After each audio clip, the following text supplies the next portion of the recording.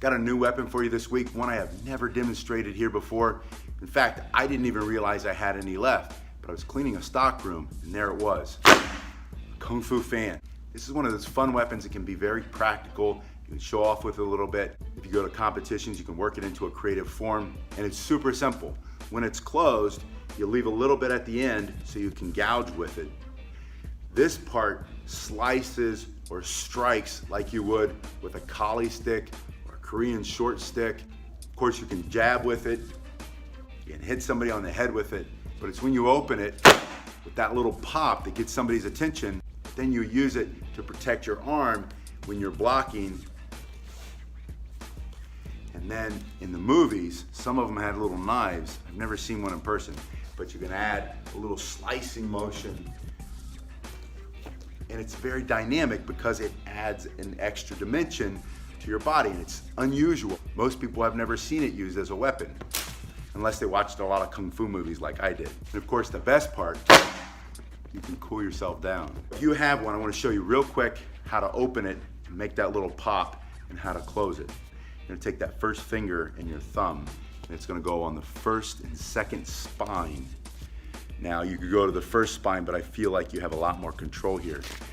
From here, to practice, you start by just opening your hand, get your fingers out of the way, and it opens all the way completely.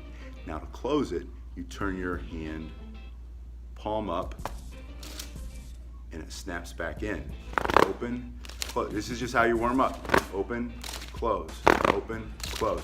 Now the pop comes from two things. The first thing is that little snap in the wrist, and little means little. The smaller the motion and the quicker it is, the louder the pop. And the second part you can see, because my hand is changing color, is that I'm squeezing. I'm squeezing my fingers into the palm. It's coming to an abrupt stop that makes that snapping noise. So practice just opening, closing, opening, closing. Start to add a little pop, a little flick of the wrist.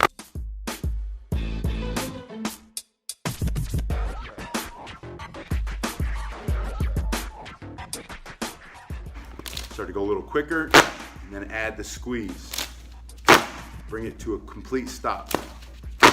If you have one of these already, now you know how to use it. If you didn't already, if not, and you see one in a magazine or online and you want to order one, they're so super simple. One last thing, I make up a lot of my own forms, and I firmly believe that that's going to help you understand your martial arts training a lot better.